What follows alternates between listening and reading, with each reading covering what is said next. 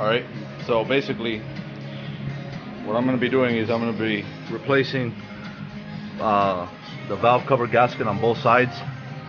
I'm going to be painting the plenum with some Wrinkle Plus, and basically also be doing one of my seals on. Oh, this is very important. If you're going to be doing anything, it's better if you print it out, because you get all the torque values and order for everything. So this is important. See these seals right here? My cylinder number 6 over here is leaking, so I sourced. Oops, sorry. Yeah, let me get that. I sourced one of the gaskets, and basically what you have to do is that the way that the covers are made is that the diameter of the hole on the inside of it is smaller than this O-ring, so you can't pop it out. So basically what people do is that they take one of these guys and they drill it slightly bigger. That way you can pop out the old grommet, put in the new one, and put some ultra gray on this bastard. I also got some iridium plugs I'm replacing, because I had some mine were gapped horribly. I don't have the paper here, but they were about almost 2 I believe millimeters in gapping, which is huge, because normally they're 1.1. And this was like $5 at the dealer, as opposed to just buying. Let me focus that in. $5 at a dealer, as opposed to buying a whole new set of these guys, which cost about $240 a piece. If you get them new, if you get them used, I don't know. But anyway, when you do this, it's very important that you get a torque wrench that has values. I don't know if you can see because it's chrome, but at least 70, because most of the values that we're going to be doing from this map are around 60 to 70, 80 foot-pounds. So this is important because you need one. I also have one of these guys, a small one, which also I don't know if you can see it, but there, see, it goes 30, 50, 70. So this is just in case, but you really don't want to use these guys because you get these small connectors. So big is better than small. Anyhow, so yeah, first thing you do is that you remove these. Well, you remove that little plastic cover, which is right there. And what I'm going to be doing is I'm going to be taping my bolts to the part that it goes to. That way I don't lose them. But basically, after you remove that, you come in here and you remove these 4 bolts here from the strut bar on both ends. Basically, oh yeah, and you have to remove these guys here, which I'm going to do now. I only have one hand, so and this guy here. After you remove that, you remove the strut bar, and these guys I believe are 10mm bolts. Let me see. Yeah, you get 10mm bolts here, and then you get there's one here that's a 4mm bolt, I believe. And yeah, you basically there's a specific order to them. I believe there's 17 of them, which again, going back to this, there they are. That's the order of removal. Yeah, see, in reverse order as shown to figure out how to remove intake plenum. So basically that's how you remove them, in that order. And there's obviously an order to put them back, and that's for the bottom collector. I'm not going to be changing the gaskets, at least for the lower, so this is not important for me. And then back here, you get the RVT area over here. Paper. These is all from the My 350ZC. Basically here, all the tools that you're going to be needing, more or less. Oh yeah, and these are the gasket parts, which I didn't go for the Nissan one. I got for the Field Pro, which is just easier for me because I have the shop right next to me. So this is important. After we do all this mess, since we'll be painting this unit over here, we have to disconnect this. I'm gonna leave the MAF as it is, so this doesn't really have to move. And we have to disconnect a couple things back here. So basically, after we're done, you're gonna have to do the accelerometer. The accelerator pedal release position learning, the throttle valve, and the air idle learning procedure, which I will post a. Basically, those are the pages in the manual. I will post these on the thread once I make this video. Alright, so for now, let me go work on some stuff and I'll be right back. Okay, I got these guys removed. There's like a little clip here. And basically, make a mark. I use the permanent marker. You won't be able to see it, but I can. Make a mark that way because this part will spin. That other side does not. But make sure that this gets aligned. And then basically, you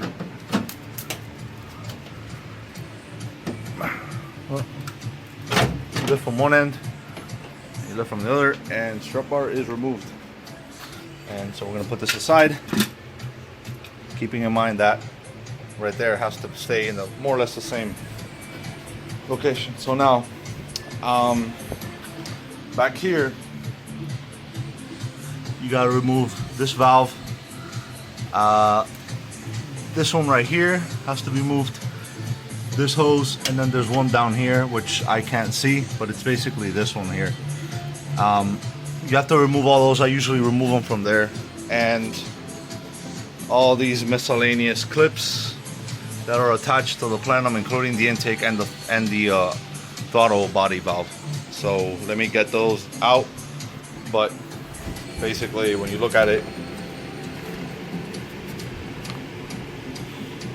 yeah, the manual tells you how to do them, but basically, yeah, you remove everything that's connected to these babies. So let's get to it. So now we have the intake removed. See right there. Oh, before I even get into this, make sure the battery has a negative terminal disconnected. Another thing you can do is to bleed out the remaining juice left in the battery. Come in your cabin and pump the brake a couple times. That way, whatever's left will be removed. So now, to remove the intake, again, here's the intake. Here's the bolt that holds the intake. It's in there, right there. Just remove these two clamps and pop it out. That bolt goes right here, and then basically we're gonna start. There's a couple hoses that have to be removed, such as this one right here.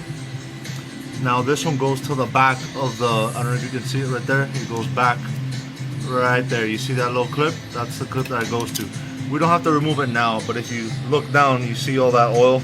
That's from my head cover gasket. So that bastard is gonna be cleaned before we continue.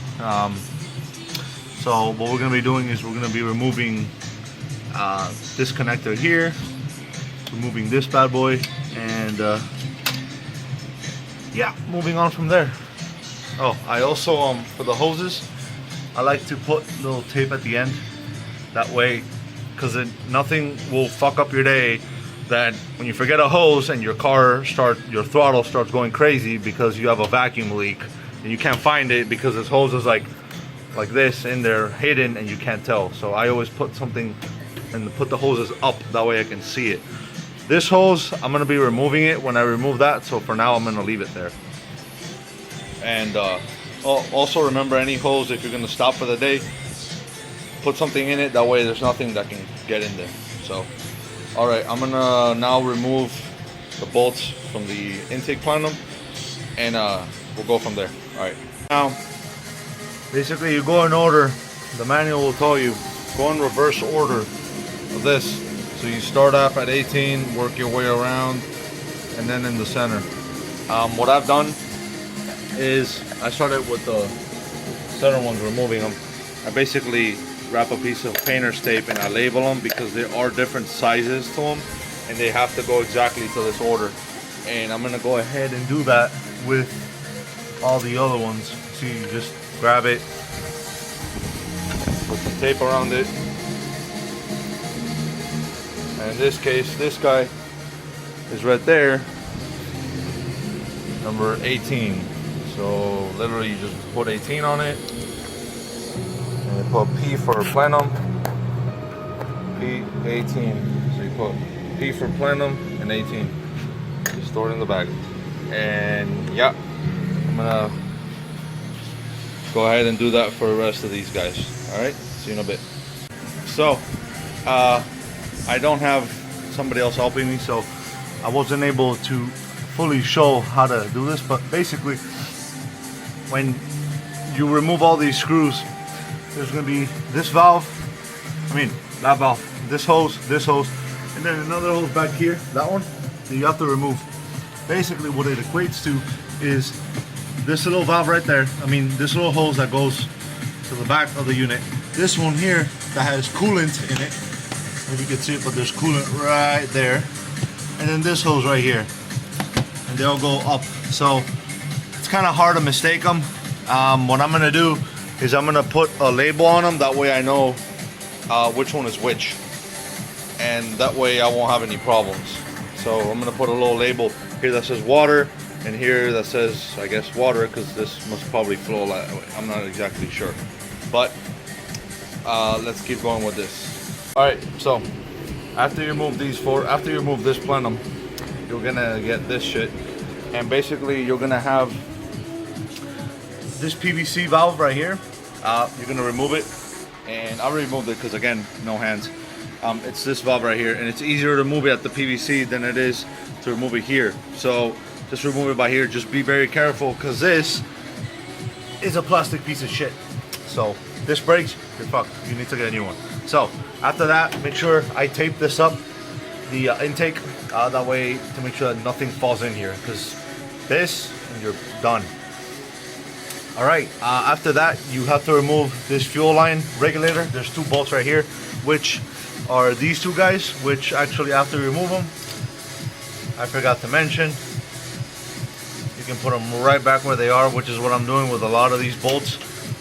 I put them right back where they are, that way I know where they are, and I don't have any problems later on. So yeah, that's it. As you can see, plenum's removed. Now to remove the valve cover gaskets. So let's keep going with this. Okay, so I have the plenum here. The inside's a little bit dirty still, but I cleaned the outside with parts cleaner. I'm gonna paint this bottom part first, and I'm gonna put a piece of cardboard here, that way it blocks the paint from overspraying. I'm gonna paint this part, and then just drying up a couple pieces here and there. Everything seems to be pretty dry. I'm gonna go ahead and do this, and and paint this black, because it's getting dirty. There's a couple rust parts here and there which I already scrubbed clean, and I got all the holes taped up, that taped up. So let's get painting. So while this dries, the bottom half at least a little bit, before I flip it over and paint the other side, come over here, and basically we're going to remove, first thing the manual calls for is to remove basically the top part, which we already did. So now we basically have to start removing the wiring harness, which is not really that difficult. It's just basically unclipping all these clipping points here, here, here, that hose, basically just small things, this vacuum line, etc., and just kind of separating the harness from the covers. That way we can just remove the covers easy. So I'm gonna go ahead and start removing these clamps. I'm gonna also remove the spark plug coils, the plugs themselves, and the connector. One thing I do is that I label them. I put a little 1, 2, 3. As you can see, there's a 2 right there for certain number 2, and they all coincide with each other. That way I know which one is which, and there's no like, oh shit, what happens if, especially I look at this one which is over here, it can be confusing. See how they both come from the same loom? It can be confusing. Anyway, just save yourself the headache and mark them. That way you know what's what, and it's easy. And also, I did also too was up here, which there you have the front of the car, and then you have each cylinder marked there on the hood prop. That way I know which one's which if I ever have to do anything. So I'm gonna go ahead and disconnect all this now. So for now, I got, you can see all these bolts right here. I'm gonna go basically, you see I'm missing 1, 2, 3, 4, 5, and so on. There's one. I'm gonna try to do this without removing the water hose. I may end up having to do it, but for now, I'm just gonna leave it on there. The other thing I did take out was the intake, and I disconnected the MAF. Meanwhile, the plenum is drying. But I did a test over here. Let me take out the flash.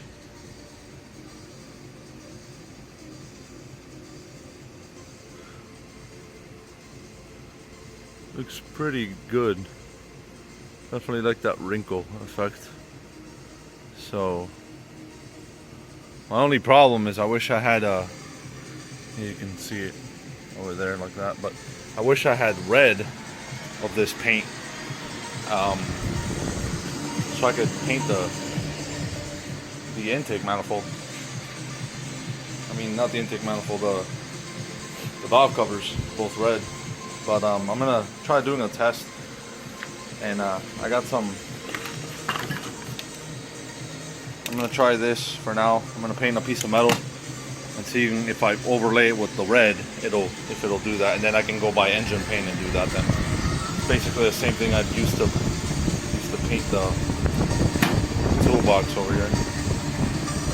So I'll get back on that. All right. So basically, we have the valve cover. There you go. Wasn't that difficult. The only problem is be careful. This tube basically goes like this, right there, and apparently this tube has been fucked up a lot on the bottom. Shit, my hands keep shaking. It's been see that gas right there? But basically it broke, and now I gotta go and find another one. So this looks like a regular tube, so I guess like any type of breathing tube from an auto part zone would work. So now the easiest thing is be very careful not to drop anything in here. And my car's an 05, and if you notice, all this crap from the loom is falling apart, this tape. So basically what I did is that I went ahead and I disconnected the sensors here and the cam position sensor, which is here. The cam position sensor, just so you know, is this one, green one right here. Basically when you click it, there's a clip right here that you have to push down this way as you pull the socket back. But after you do that, you can literally just pull the entire loom out, and it completely gives you freedom to do whatever the hell you need to do back here without worrying about if this stuff is gonna fall.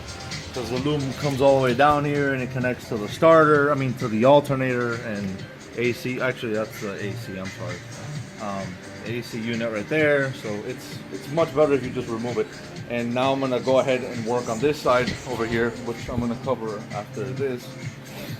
I'm gonna remove this loom over here, push this all the way back, and then it'll be basically free to be worked on. So that's for now. Basically, I got that covered already.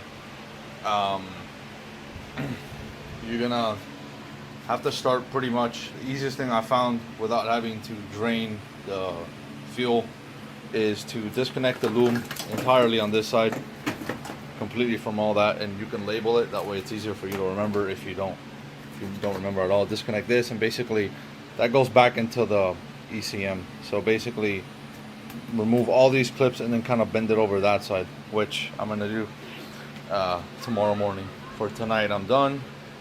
So yeah, hopefully this helps. All right guys, bye. So use the wrinkle. Came out pretty good.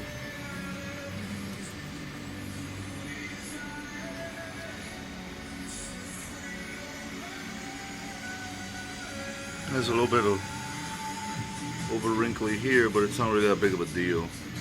But overall, I would say it was a lot better than before. Alright, so today, get this back. Good stuff. Today, swap the seal in here. Now, in this case, this one right here is leaking oil. I don't know if you can see it. See how it's wet? This one's all dry. So there's a leak definitely there. So I gotta, basically what I'm gonna do, I'm gonna dry this up, and with this,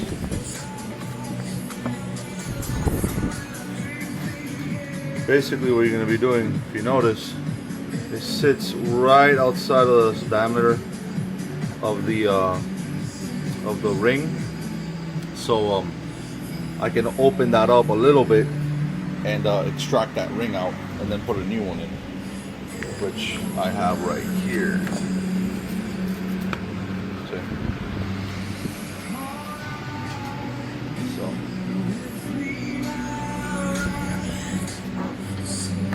So let's see what happens, right? So basically what you do is you widen the hole. I'm not going to show you the ones that are over here. You widen this hole using one of these guys. Basically what it is that this is like a 2 inch, I'm sorry. Basically I put a, it's not a cork, it's a piece of wood. Basically I drilled out from one of these guys, kind of like to keep this bit from shaking too much. So, and it does a pretty good job. But again, you have to be careful because you can see it's not perfectly round because I screwed it up. But anyway, and this is basically the seal that you get. It's a bit different than the one that I got. So, but we'll see if it'll, if it holds with mine. I mean, it's already leaking, so I'm not really losing anything. So yeah, that's why we got the RBT, and we're gonna clean this up real well and basically replace the seal with this one. Goes like that. So yeah, we'll see. Alright, well, I fucked up. Basically, this seal for the same engine, apparently, because it says part number. That part number matches with this VQ, but anyway, is about 1 millimeter too small on the outside diameter of the seal, this one. So that shit's useless. So for now I'm gonna go ahead and put the old one back in and just RVT it in place. Which, well, basically it's just that. And I sealed the canal and then I squished the new seal in there, and then I covered the outside diameter with RVT, so that has to dry for about an hour. And meanwhile this thing dries, I'm going to go ahead and start on the other valve cover, removing it and changing the seal, which I have the seal here, which I'm going to put on this one now. And here's the old seal. It's not that bad, but it has oil around it, so you know, fuck it, let me change it. Alright, be back. Alright, for this side, I went ahead and I disconnected, hold on, let me zoom in. I disconnected the fuel line from back here, which leads to this. Basically disconnect it, just make sure you're not looking at it, there's no fuel pressure, and basically that gives you access to these 3 bolts back here, which are a pain in the ass to get, but in order to do this you have to release this. And I also put the bolts back in here, just put a towel in there to cover it, that way the fuel doesn't go too crazy. And yeah, so I already unbolted all the other bolts. It's just these 3 right here that I have left. So let's get to it. Alright, so now that new cover's on, you guys can see there's a little bit of sealer. I don't know if you can tell, but there's a little bit of sealer in there. That's fine. I had to disconnect the water line from here. I put a little electrical bung in here to cover the water, and I put that one in here along that side, and I put a little tire valve in there so we can hold it. So yeah, that's basically it. Otherwise, I figured out that you're gonna have an issue with putting the gasket on, the cover on with the gasket intact, because it's gonna hit the line that goes like this here. The line goes like that, so it's really hard to push it and put this in and align it and all that stuff. After you do that, basically I just tightened it to I tightened it by hand. I have a torque wrench, but it's, you put consistent pressure and you follow this order: 1, 2, 3, 4, 5, 6, 7, 8, 9, 10, like that. It's just the intro torque, so I'm not really that worried about over torquing it. Just do it by hand, make sure it's a little bit consistent. If not, always use a torque wrench if you need it. Now I'm gonna run on this side, and this side's gonna be a little bit more of a bitch, because as you see, there's all this mess of cables here. This is gonna be a little bit more of a problem, because the sorry about the camera tilting. All this stuff might fall in, so be very careful. If you find anything in there, just pick it back up, save yourself a headache. So yeah, that's about it. I'm gonna go ahead and plug this guy in right now. Hopefully you might have to wait a little bit for the, oh yeah, by the way, I forgot, on both sides you put a little bit of that gray gasket sealer on here and right there. Mine's a little bit sloppy, but you get the point. That's more or less, you have to cover it, basically make an L more or less. So yeah, and I also, for ease of use, I took the strut bar and I put it right behind there, and I attached it with a zip tie to my hood. That way it opens up a little bit more, and then I can get, behind there to those few bolts, because with this clipper thing, it doesn't really work that well.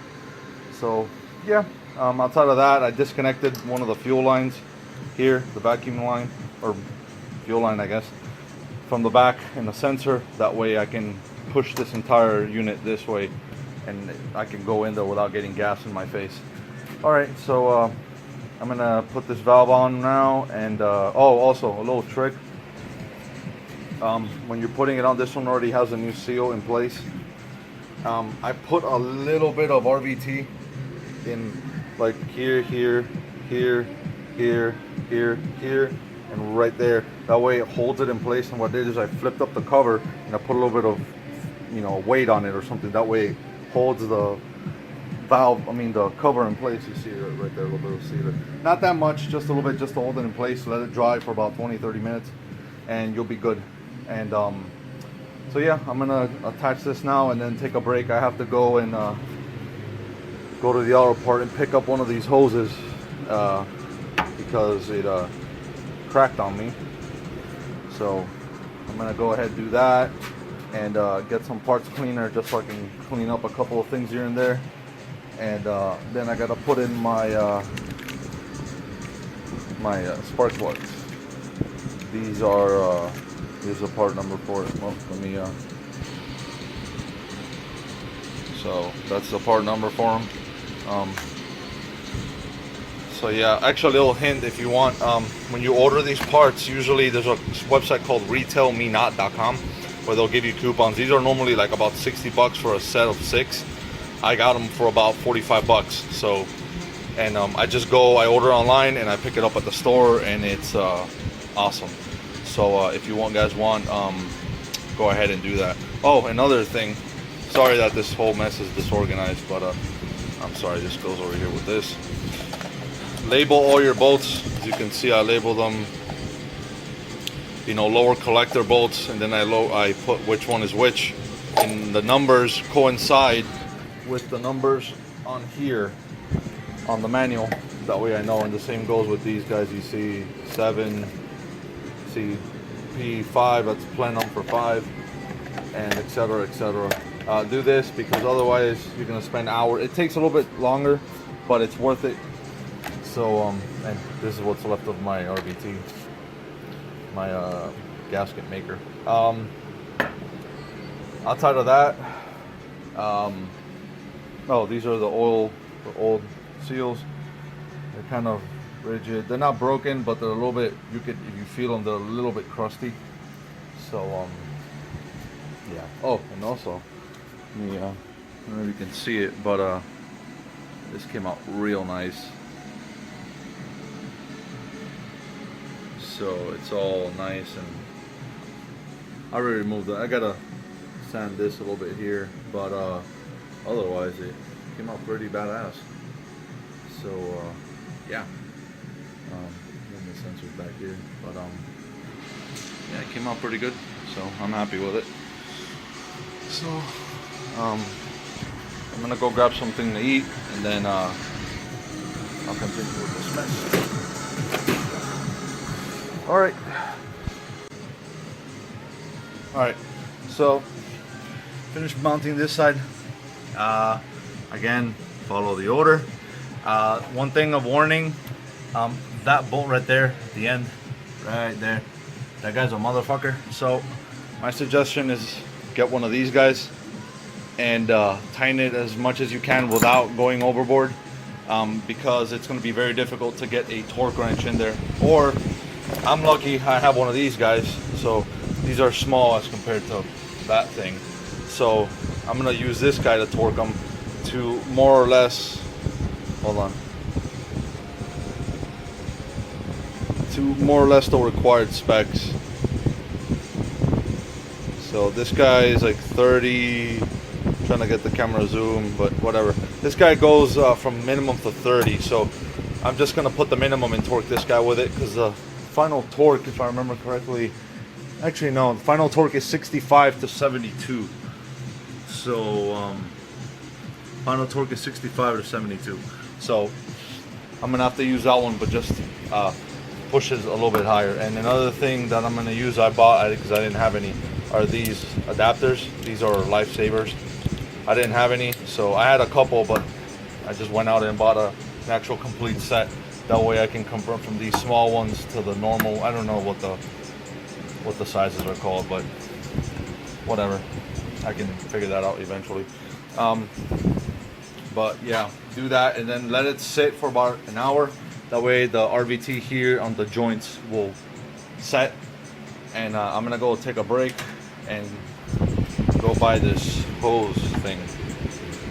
All right, so I went ahead and I torqued all the bolts, all 10 bolts to spec, which is manual calls for about 65 to 85 inch-pounds, which is about 6.5 something like that foot-pounds. But what I did is that I used my small torque wrench, which measures in inch-pounds, because my large one, apparently the minimum is about 30 foot-pounds, which is way over exceeds the torque that's necessary to do that.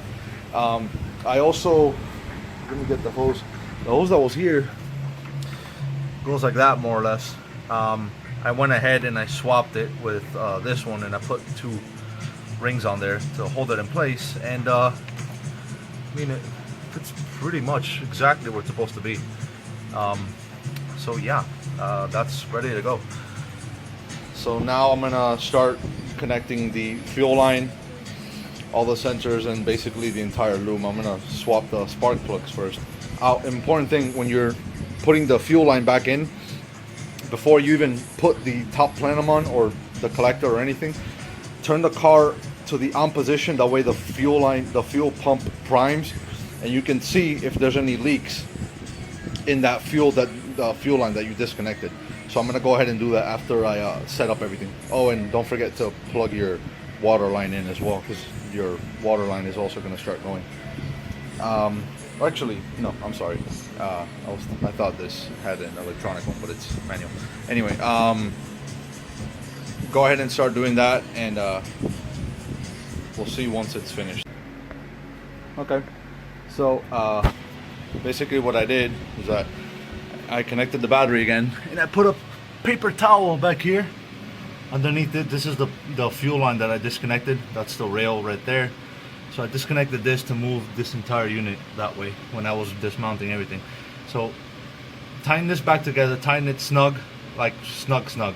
I forget how what the torque was for these, but if you look at the manual, it'll tell you. I just forget at the moment, sorry. So after that, I primed the pump, which I just turned the car to on, not start, just on.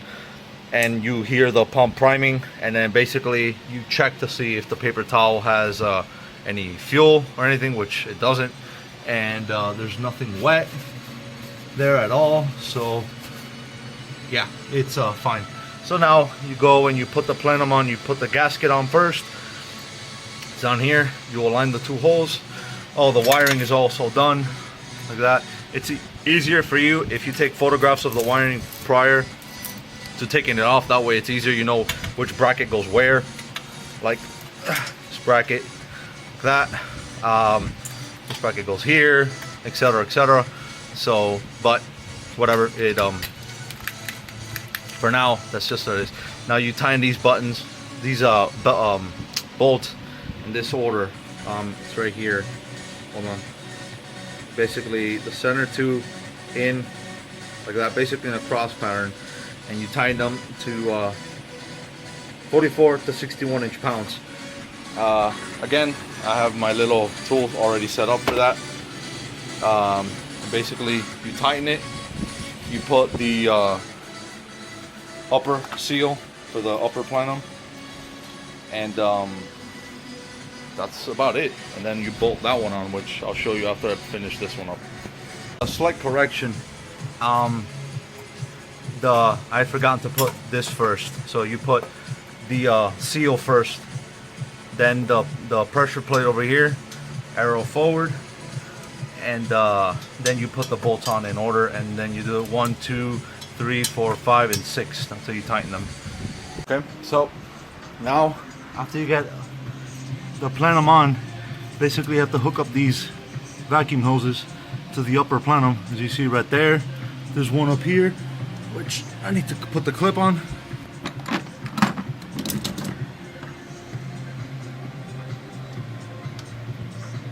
There it goes. And then there's one that's underneath here, which you can't see, but you can see on the other side if you lift it. But I'm not gonna do that because it's a pain in the butt to mount back up. So yeah. So then that's, and then basically what you do is if you labeled your bolts correctly, you just follow the order of where they go on the manual. You go, you know, 1, 2, 3, 4, whatever the order is, which I have here. I'm not gonna bother reciting it, but and that's about it. And then you start mounting everything, and here it tells you which bolts have which torque. So then you go by there, and that's it. So do that, and oh, and then mount this hose, which I forgot to do. But basically this goes to the back end of this intake. Excuse me, it's been a long day. To this valve cover into the bottom part of the intake, which is right there. So just make sure you have it on before, because if not, you're gonna have to stick your hand back there again and install it, which is what I'm gonna do because I forgot to do it. So yep, that's it. All right, so now that we have basically everything installed, these are all tightened, intake is installed, all the sensors connected, the strut bar attached. These are 30 pounds per square inch on the torque wrench, and those are 60. The caps are on, the map is on, the intake is on, everything is connected. Back here you get vacuum lines all connected, all hooked up. This one especially, so does this one. All the sensors here connected, the fuel regulator over here connected correctly, the all the vacuum lines in the back of the plenum correctly, battery turned on. Double check everything, make sure there's nothing that you might think or suspect that it might be loose or any. Oh, look at this. Good thing I fucking checked it, because otherwise I would have forgotten all about that.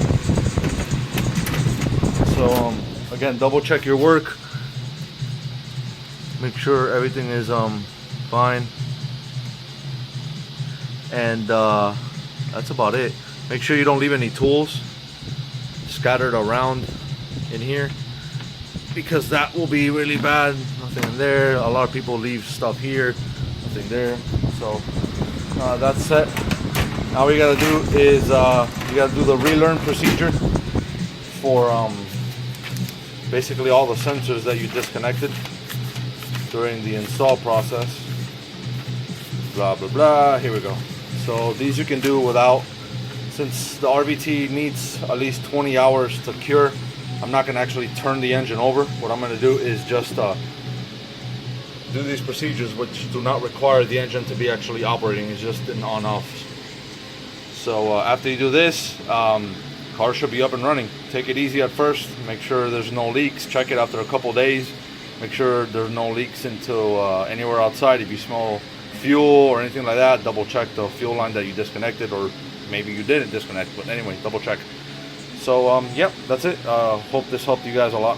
So let me know if for future stuff that I work on, if anybody has any tips on what I should do for these videos. And I know already people are going to be screaming, stop saying and just get to the point. So yeah, awesome.